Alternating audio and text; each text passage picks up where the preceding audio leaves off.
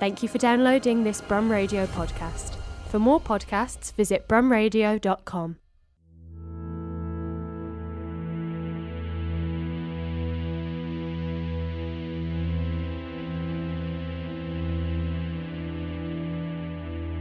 Welcome to Tall Tales, a place for fiction, drama and spoken word on Brum Radio. If you missed last week's episode, I highly recommend you take a listen on demand at mixcloud.com/Brum Radio. It's an incredibly creepy story called Who Put Bella in the Witch Elm, and it's inspired by an infamous unsolved local mystery. This week's story is Cheer Up Lucky Lips Forever by Alan Beard.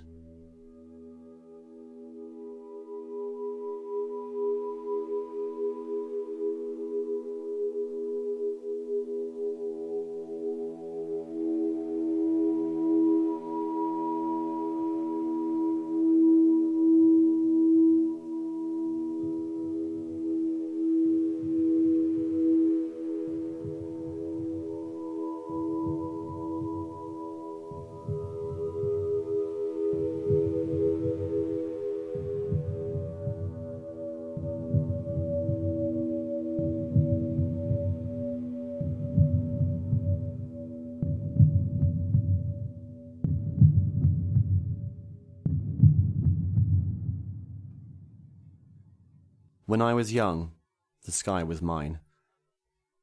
I was always getting close to it. Up trees, on roofs, the iron bridge. I loved hilltops, exhausted from the climb, lying, looking up into the blue. I'd been on a plane once, to Spain and back. Saw cirrus drift above tiny mountains and woods running on for miles. I was sure I could fly. Just jump in a certain way and off I'd float, skim houses and see faces I knew looking up at me. The iron bridge. We'd perch on its stanchions, being big, as trains whooshed dulum, faces at the windows, on their way. Its steps were the scene of our games, fox and hounds, double dare. Chick Golofscoff threw lighted ping-pong balls, and vinegar-hardened conkers from the top when our gang split in two. Bunt jumped from the bridge into a coal truck in the sidings, climbed out just in time as the rattling started. Jumping as it picked up speed, he did his knee in and was all covered in coal dust. We argued where he would have ended up. Crewe. No, Swindon. Sometimes the driver of a diesel, bored by waiting in the sidings, might let us up to see the engine. At his signal, we'd slip through the silver fence and scramble up the gravel to the raised line. A climb past wheels bigger than me, having to be picked up to see through the cabin window. The men's Daily Mirror and sandwich box amongst the levers and notices, emergency, tools, and take them on a tour, Andy. Like Voyage to the Bottom of the Sea, machines slotted together into a display of dials, levers and buttons behind wire mesh. We slipped in our pumps moving down the oily corridor, eyes and nose deep in the sight and slick smell, and our ears humming, clicking and sighing, or rushing like a storm, so you couldn't hear what was said.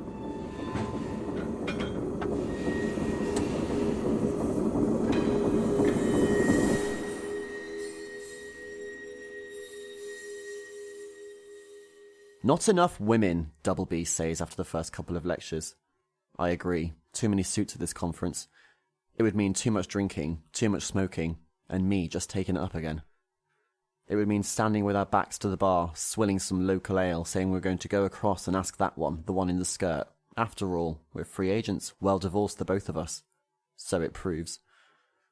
Double B repeats his observation as we board the train home in a northern town I'd not recognise again, except by a curious gassy smell that seemed to linger in car parks and lobbies. He goes on to lament the waste of time it had all been. Company time, my time, your time. What is it about conversation with your slight superior that exhausts you? I nod at him as we slide into seats that say sleep to me. Through the stickered window I see the station and the clutch of high-rise around it disappear into the fog.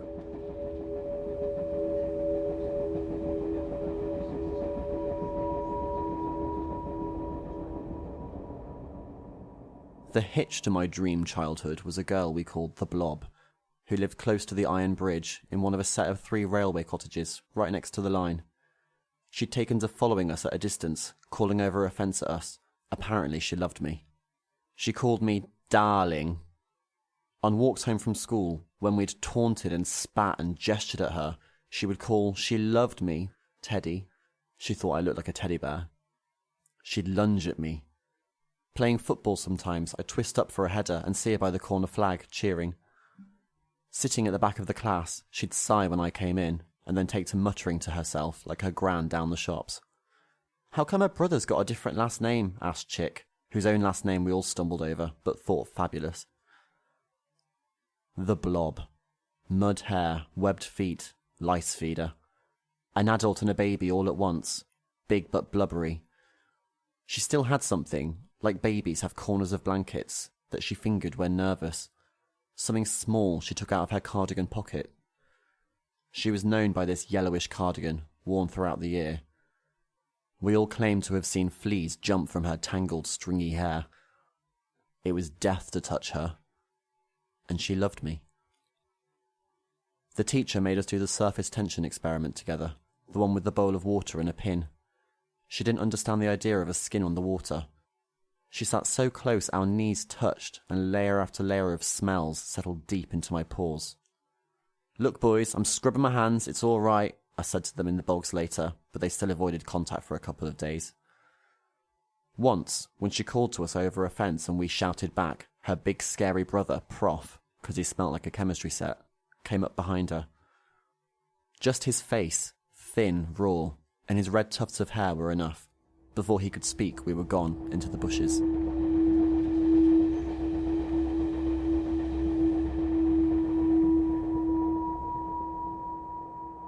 I think we go through Sheffield, Derby, somewhere, towers of lights smudged over the window by fog and condensation, half hearing Double B's theory of women, what they want. Carriage warmth, train roll has me. Double B shaking me. "I don't believe it," sounding like Victor Meldrew. "First they divert us, and now we're stopping." He peers over me. "In the middle of nowhere." I look out. We've pulled up under a bridge. In the dim light, I can make out the word "chick" on the metal side of it. The last C is bodged at the bottom, so it could be a G. I remember him doing that. He hung from one hand, one foot wedged under the bridge railing, grinning back at me and pretending to jerk and fall.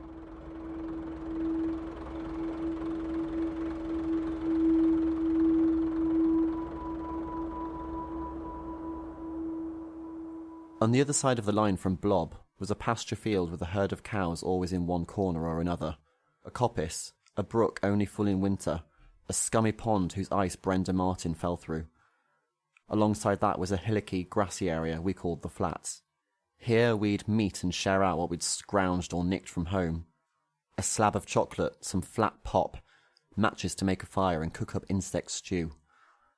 Afterwards we'd piss the fire out to hear that hiss. An older group of boys sometimes met there. They were very particular who they'd talk to, but they didn't seem to mind me, and I'd lounge nearby as they squatted in one of the dips in the grassland. A magazine, a pack of cards, roll-ups galore and a Zippo lighter. A green bottle of cider they all swigged from. Girls' bums. Scarred John Trentfield educated me about sex. That's what grown men look at. Tits are out, it's bums now. Arses. Blob already had tits. He showed me a shiny picture of a woman bending over, looking back over her shoulder. I wanted a closer look. "You're too young." He picked at the long scab on his cheek. He said he got it in a knife fight. Derek, older than me but not their age, appeared over the top of the knoll in brand new Leeds kit with an unmuddied football. "Do you wanna jouer au football avec moi?" "Fuck off." "Fucking cunt." "You know that hut," Johnny Scarface said, "where they keep the salt? They put the man from the crash in there, one leg off, dying and bleeding. They thought the salt would save him, stop the blood, but he died in there. And Derek, that's where you're going."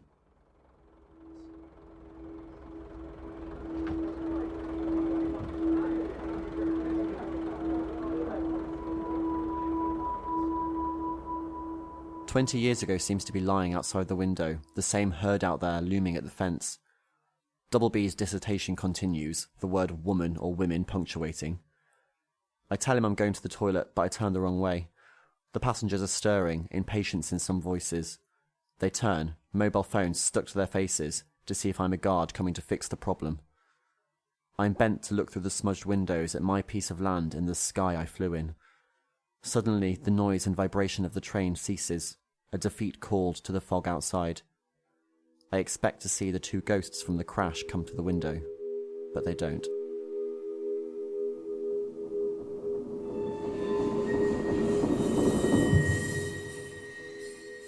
The crash. 2 dead, 42 injured, it said in next day's paper. We were coming out of primary school when it happened. A noise, we felt it in our knees and teeth. We wanted to see, but teachers ran out and stopped us. Miss Crouch still had her glasses nestled in her hair. Soon there was blocked traffic. Police. Nobody had thought of the iron bridge, and 3 of us slipped out through the churchyard, ducking past the cold cave entrance, and circled round that field. Once through the hedge, we raced across, crushing buttercups and trying to ignore the cows. One was a bull, surely, starting towards us. I stabbed my foot straight into a fresh cowpat, spraying up my leg. But then we were up our bridge in no time, and we could see it all. There below us, as we knelt on the rim, holding the still cold bar on this hot day, a carriage had spilled right into Blob's back garden, joined to others hanging off the line. I thought of a necklace, a throat twisting, the people lying on their sides, upside down, ties, handbags in faces, clutching luggage racks to scramble free. Already there were winches being assembled, men in uniforms and doors being cut through, sparks and thin lines of smoke. For 2 days we couldn't get near it, although the train started running again pretty soon. Then Chick hit on the idea of using my influence with Blob, get us into the scene itself. We waited until we were sure she was on her own, spying from the bridge. I asked if we could look for our lost ball. We'd kicked it over just before. The yard looked like it had been smashed up and was being put back together. Bent pipes and gravelly rubble, makeshift fencing, official yellow tape still stuck to things. I saw the remnants of Prof's motorbike, some bits of engine. Chick and Bunce searched. I had to keep Blob occupied while avoiding her hands. Hands the size of my dad's. One thing, though. She had eyes the shape and darkness of Emma Peel's, if not the quickness and sparkle. They found a shoe, ripped along one side, a spot of red on it. We ran over the flats and put it inside the hole we'd discovered and enlarged beneath overhanging grass, with our other special things.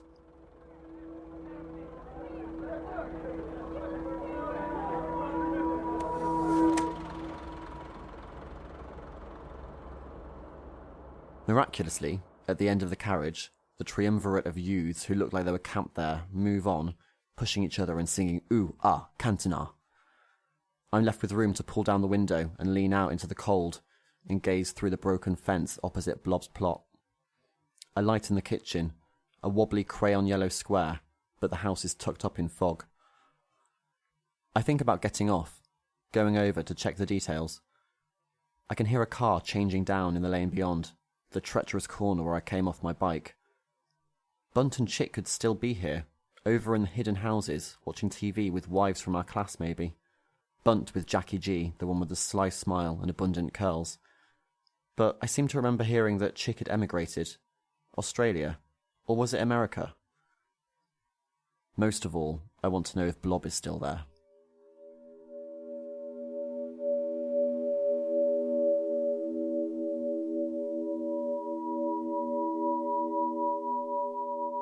One Sunday, when all the gang seemed to be caught up in family visits, I went by myself to our patch of land. I laid in a willow, arm dropping, watching my fingers sway in the space above the grass. The air was full of traces. Buttercup, cowpats, dampness trees gave off even in the heat, and the smell of trains gone by. I told myself, I'll go soon, the Avengers is on.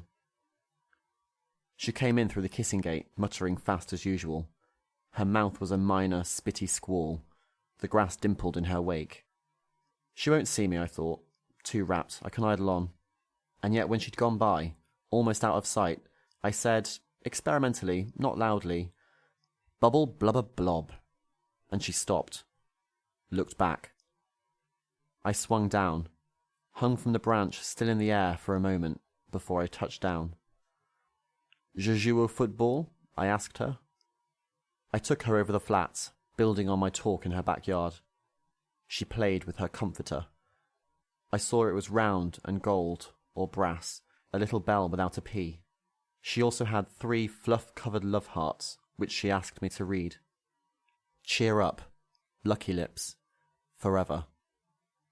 Teddy, you make me swoon, she said. I said, take your pants off then. We were in the dip, invisible to everyone except from the bridge. Behind her, I knew there was a hollow with a shoe, 100-beater marble, and crumpled pictures of women. No, she said, that's dirty. It's not, I said. It's love. It's not. What's love then? I asked. It's hugs and kisses. And it's bumsh, I said. Take your clothes off. Only if you kiss me.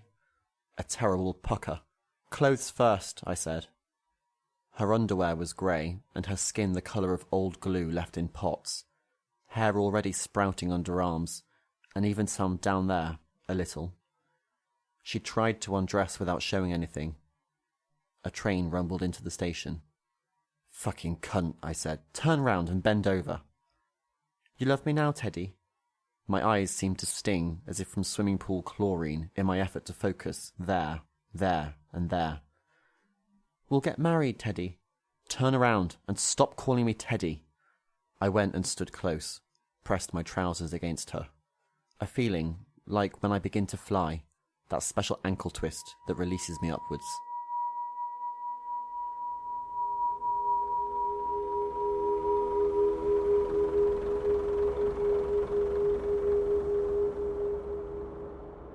Leechy, there you are. Thought you'd fallen on the line. Oh, God, take a look at that. Double B lets the girl hear as she squeezes past. His hands squeeze the air behind her back. Even after her brother beat her, scraping cheek skin off her with his fingernails, even though I'd still curl my pretty lip in rejection, Blob came to me when I was alone and asked to meet again. Prof had seen us from the bridge as I zipped up and left, but strangely, he left me alone. Her garden across the track, where once dead people lay. She must still live there. I can see it. Children of her own. A life better than mine, maybe. It's possible. The train begins its domino rattle, engaging each carriage. Thank God for that, says Double B. Perhaps we'll get home tonight. Come on. The bar's open. I close up the window and watch 20 years being dragged out of me, faster and faster as the train gathers speed.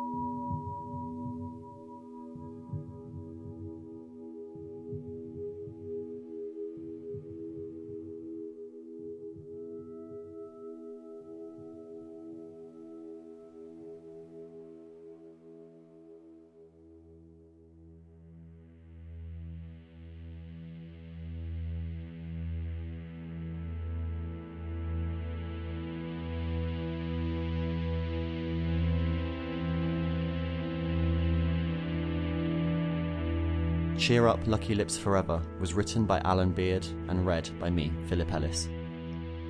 Tall Tales is produced by Aidan Maier.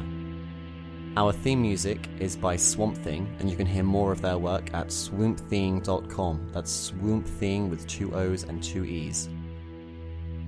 Tune in next week, Tuesday at 10:30, for a tense tale of Victorian horror. You're listening to Brum Radio.